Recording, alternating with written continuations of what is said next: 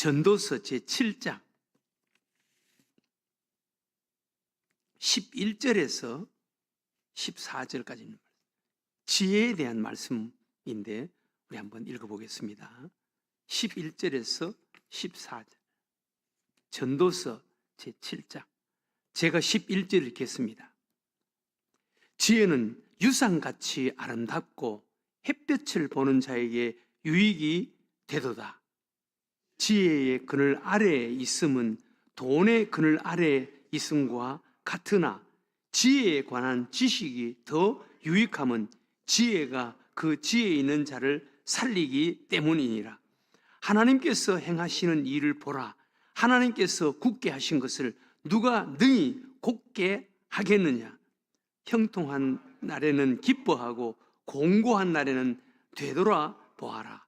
이 두 가지를 하나님이 병행하게 하사 사람이 그의 장래일을 능히 헤아려 알지 못하게 하셨느니라. 아멘. 오늘 11절 12절에 보면은 지혜가 참 중요하다라는 것을 우리들에게 강조합니다. 11절 12절 지혜는 유상같이 아름답고 햇빛을 보는 자에게 유익이 되도다. 지혜의 그늘 아래 있음은 돈의 그늘 아래 있음과 같으나 지혜에 관한 지식이 더 유익함은 지혜가 그 지혜에 있는 자를 살리기 때문이라.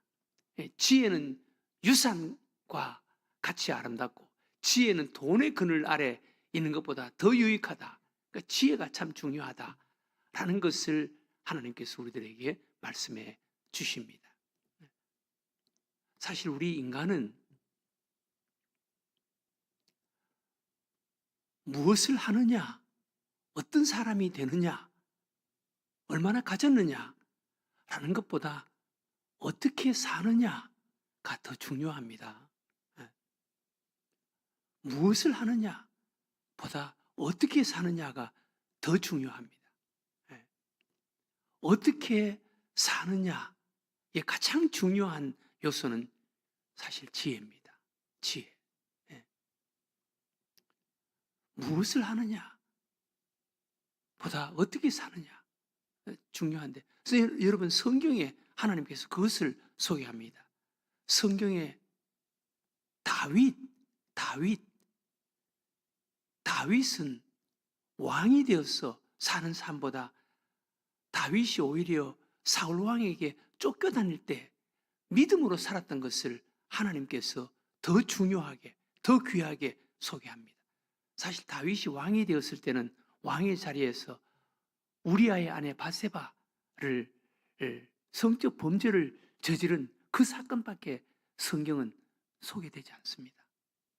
그러나 다윗이 어릴 때 가난할 때 하나님을 믿는 믿음 안에서 살아가는 삶, 또 사울 왕에게 쫓길 때 그 이름 모를 굴 속에서 나는 다짐하고 다짐했습니다.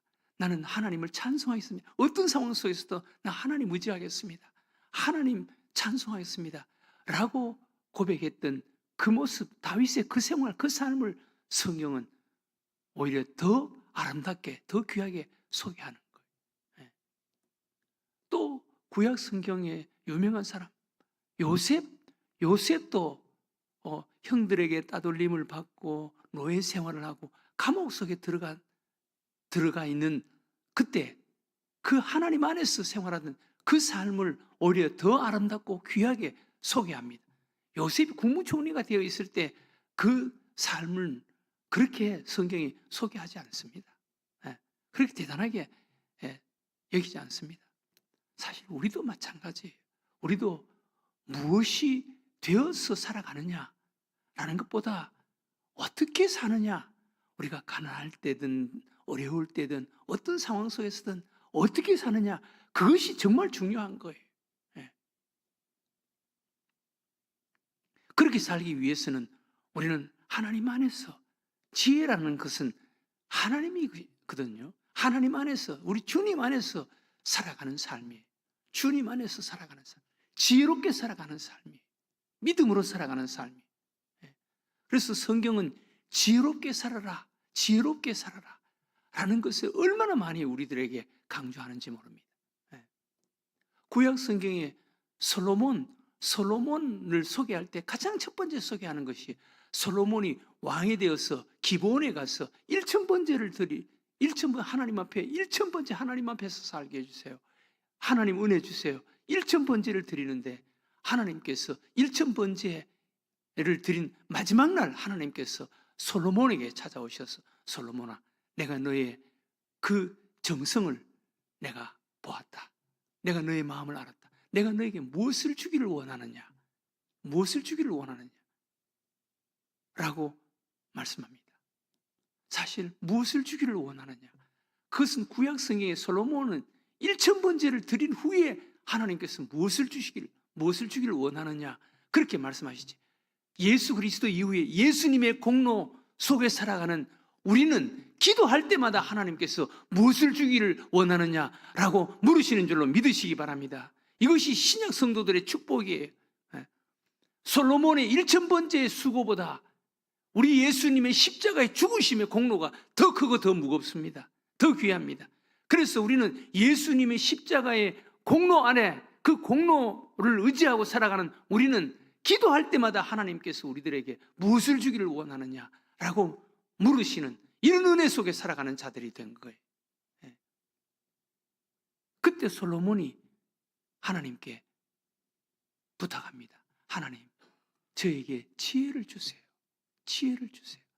제가 우리 아버지의 후임으로 내가 왕이 되는데 나는 이 많은 백성들을 우리 아버지처럼 통치하고 다스릴 수가 없습니다. 하나님, 제가 이 많은 이 백성들을 잘 다스릴 수 있도록, 그리고 이 백성들이 억울함이 없도록 잘 재판을 할 수 있도록 하나님, 저에게 지혜를 주세요. 솔로몬이 하나님께 비몽사몽간에 지혜를 달라. 그때만 해도 솔로몬이 참 믿음이 좋은 자였고 신실한 자였고 겸손한 자였습니다. 왕이 되고 달라져 버렸지. 그때만 해도 하나님, 제가 바른 왕이 될 수 있도록 지혜를 주세요 라고 하나님께 기도합니다. 사실 우리도 뭐가 되기 전에는 하나님, 내가 이렇게 살게 해주세요. 대부분 다 그렇게 생각한다고. 그런데 뭐 되고 나면은 사람 달라져서 이게 문제지. 그때만 해도 솔로몬 하나님께 지혜를 달라고. 그래서 하나님께서 솔로몬에게 너가 부귀 영광을 누리는 것, 원수멸하는 것도 원하지 않고 오래 사는 것도 원하지 않고 지혜를 달라고 하니 합당하다. 내가 너에게 지혜를 주겠다. 지혜를 주시면서 이것까지 너에게 주겠다 라고 하나님께서 솔로몬에게 그것까지 주십니다. 이것을 볼 때 지혜가 얼마나 중요하다는 것을 알 수가 있죠. 또 예수님께서, 신약성경에 예수님께서 제자들을 세상으로 파송하시면서 그때 예수님께서 내가 너희를 보냄이 양을 이리 가운데 보내는 것 같다. 너희들은 뱀처럼 지혜롭고 비둘기처럼 순결하라. 뱀처럼 지혜로워하라. 사실 우리 예수 믿는 사람들은 지혜로워야 됩니다. 지혜. 지혜로워라는 말은 영악하라는 말이 아니에요. 사실 지혜는 하나님이시고 지혜의 근본은 하나님이시고 예수님이십니다. 하나님 안에서 살아라는 거예요. 예수님 안에서 살아라는 거예요. 우리 그리스도인은 지혜로워야 돼요. 뱀처럼 지혜롭고 비둘기처럼 순결하라. 좀 순수한 면도 있어야 돼요. 예수 믿는 사람이 너무 똑똑해도 안 돼요. 뱀처럼 우리 주님 안에서 살고, 그리고 비둘기처럼 순결하라. 비둘기처럼 순해야 돼. 예수 믿는 사람들은 좀 어리숙한 게 있어야 돼. 비둘기처럼 순수해야 돼. 너무 이기적이거나 이해관계가 민감하거나 여러분 그러지 마세요. 주님 안에서, 지혜의 근본이 되시는 하나님 안에서, 우리 주님 안에서, 그리고 비둘기처럼 순결하게 순수하게 그렇게 사는 거예요. 그리고 야고보서에 보면, 야고보서는 우리 그리스도인의 삶에 대해서 우리들에게 말씀해 주시는 귀한 하나님의 말씀인데, 야고보서 우리들에게 첫 번째로 너희 중에 누가 지혜가 부족하면 후히 주시고 꾸짖지 아니하시는 하나님께 구하라. 그리하면 하나님께서 주실 것이다. 야고보 사도는 지혜를 구하라, 지혜를 구하라, 그렇게 말씀하십니다. 이런 것을 보면은 지혜가 참 중요하지요. 우리가 이 세상을 살아가는 삶 속에 지혜가 참 중요합니다. 그러면 여러분, 지혜롭게 살아가는 구체적인 모습이 무엇입니까? 무엇이 지혜입니까? 오늘 여기 13절, 14절에 보면 이렇게 말씀합니다. 하나님께서 행하시는 일을 보라. 하나님께서 굽게 하신 것을 누가 능히 곱게 하겠느냐? 형통한 날에는 기뻐하고 공고한 날에는 뒤돌아보아라. 이 두 가지를 하나님이 병행하게 하사 사람이 그의 장래일을 능히 헤아려 알지 못하게 하셨느니라. 하나님께서 행하시는 일을 보라. 하나님께서 굽게 하신 것을 누가 능히 곱게 하겠느냐? 하나님의 뜻에 순종하라. 하나님이 하시는 일, 인간은 막을 수가 없다. 하나님의 뜻에 순종하라. 하나님의 뜻에. 하나님을 알고 하나님의 뜻에 순종하는 것이, 그것이 지혜다라는 것입니다. 하나님이 하시는 것을 우리 인간이 막을 수가 없다는 거예요. 우리는 하나님이 하셨다, 하나님이 하신다라는 것을 믿고 하나님의 뜻에 절대적으로 순종하는 삶, 하나님의 뜻에 순종하는 삶, 이것이 지혜라는 거예요. 자기가 뭐 계획하고 자기가 생각하고 하는 그것을 이루기 위해서 뭐 애쓰고 그건 지혜가 아니라는 거예요. 하나님을 알고 하나님의 뜻에 순종하는 삶. 대표적인 사람이 요셉 아닙니까? 하나님이 하셨습니다. 하나님이 하셨습니다. 형들이 자기에게 와서 막 불안해하고 두려워하고 무릎을 꿇고 막 용서해달라고 그러는데, 요셉이 형들에게 하나님이 하시는 것을 내가 어떻게 형들을 재판하겠습니까? 하나님께서 형들을 통해서 나를 이곳에 보냈습니다. 하나님께서 형들을 통해서 나를 이곳에 보냈기 때문에 내가 이렇게 여기에서 왕이 총리가 될 수가 있었습니다. 이렇게 이야기해요. 하나님이 하셨습니다. 그리고 요셉은 어릴 때 하나님께서 마음속에 꿈을 주셨어요. 하나님께서 꿈을 주셨어요. 그 형들이 자기에게 와서 무릎을 꿇고 절을 하는 꿈, 그 꿈을 주셨기 때문에 그 꿈을 마음속에 담고 있었습니다. 형들이 자기를 팔아서 노예 생활을 해도 싱글벙글 하나님께서 주신 그 꿈 반드시 하나님께서 이루신다라는 그런 믿음을 가지고 있었겠죠. 그래서 요셉이 노예 생활을 하거나 또 감옥 생활을 할 때 요셉의 얼굴 속에 그늘진 것이 없었습니다. 마음에 우울한 것이 없었고 불평이나 원망이 없었습니다. 이런 것을 통해서 하나님께서 하시겠지, 그렇게, 물론 뭐 그 상황 속에서 요셉이 불평도 있었고 원망한 말도 했지만, 그러나 요셉의 깊은 곳에는 하나님에 대한 절대적인 신뢰가 있었습니다. 그래서 훗날 형들이 자기 앞에 와서 무릎을 꿇고 엎드릴 때, 용서를 빌 때 하나님이 하셨습니다 라고 그렇게 이야기하는 것. 하나님이 하신다. 여러분, 우리도 하나님의 절대적인 주권을 우리가 믿고 하나님의 그 뜻에 순종하는 삶, 하나님 안에 살아가는 삶, 이것이 지혜라는 거예요. 이것이 지혜. 사도 바울도 여러분 보세요. 신약성의 대표적인 사람이 사도 바울인데, 바울도 감옥 안에 갇혔어도 하나님의 뜻이 이루어지고 있다. 복음의 진보가 나타난다. 하나님이 일하고 계신다. 감옥 속에 갇혔어도 복음의 진보가 나타난다.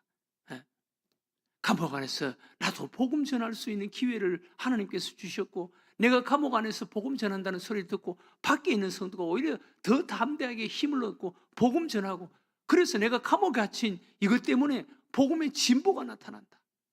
그러면서 좋아했습니다.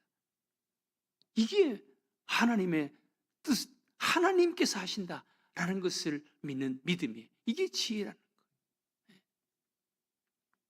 또 한 가지 14절에 형통한 날에는 기뻐하고 공고한 날에는 되돌아보아라. 이 두 가지를 하나님이 병행하게 하사. 이 두 가지, 형통과 공고. 여러분, 형통과 공고, 하나님께서 이 두 가지를 병행하게 하신다는 거예요. 이게 하나님의 뜻이에요. 누구든지 형통한 사람만은 없습니다. 누구든지 공고한 사람만은 또 없습니다. 하나님께서 형통과 공고, 이 두 가지를 병행하게, 형통했다가 공고했다가 공고했다가 형통했다가, 이게 하나님의 방법이라는 거예요. 이거 알아라는 거예요. 그래서 형통할 때 자기는 다른 사람보다 형통하다라는 것을 막 자랑하거나 과시하거나 우쭐하거나 교만하거나, 그건 지혜가 아니에요. 또 공고할 때 너무 낙심하고 불평하고 원망하고 하는 것, 그것도 지혜가 아니에요. 하나님께서는 형통할 때도 있게 하고 공고할 때도 있게 하고, 공고할 때도 있게 하고 형통할 때도 있게 하는, 이게 하나님의 방법이라는 것입니다. 이것을 알고 형통할 때 겸손하고 공고할 때 그래도 하나님 안에서 희망을 갖고 밝게 살아가는 것, 이게 지혜라는 것입니다. 그래서 여러분, 인생 만사 세옹지마다라는 말 들어봤습니까? 인생 만사가 세옹지마다, 형통과 공고가 함께 있다는 거예요. 이게 지혜라는 거예요. 그러니까 사랑하는 교회 여러분, 지금 잘 나갈 때도 너무 교만하지 말고 겸손하고, 지금 힘들고 어려워도 너무 낙심하거나 원망하지 말고, 하나님께서 끝날 때가 있다라는 것을 믿고 하나님 바라보고 살아가는 것, 이 지혜라는 것입니다. 오늘 이 아침 기도했으면 좋겠습니다. 하나님, 지혜롭게 살아갈 수 있게 해주세요. 무엇이 되었다는 것 과시하지 않고 어떤 상황 속에서든 지혜롭게 살아갈 수 있는 자가 되게 해주세요 라고 기도했으면 좋겠습니다. 제가 여기 연세 많으신 분들 앞에 죄송한데, 제가 믿음으로 이렇게 살아보니까요, 지혜로운 삶. 사실 갈라디아서 6장에 하나님께서 말씀하신 것처럼 심는 대로 거두더라고. 이게 지혜예요. 열심히 심는 거예요. 그리고 또 한 가지 지혜로운 것은 자기 자신을 위해서 심는 것보다는 남을 위해서 심는 것보다는 하나님을 위해서 심는 것, 이게 지혜더라고.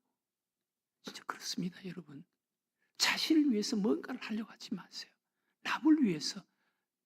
참 아름다고 중요하지만 더 아름답고 중요하고 복된 것은 하나님을 위해서 열심히 심는 거예요. 그러다 보면 하나님께서 보상하신다니까요. 이게 진짜 지혜예요. 우리 젊은 아이들 이거 알고 이런 인생관 가지고 세상 살아가면 얼마나 좋겠어요. 그런데 오늘날 현대 젊은이들은 자기 자신만을 위해서 살아야 돼.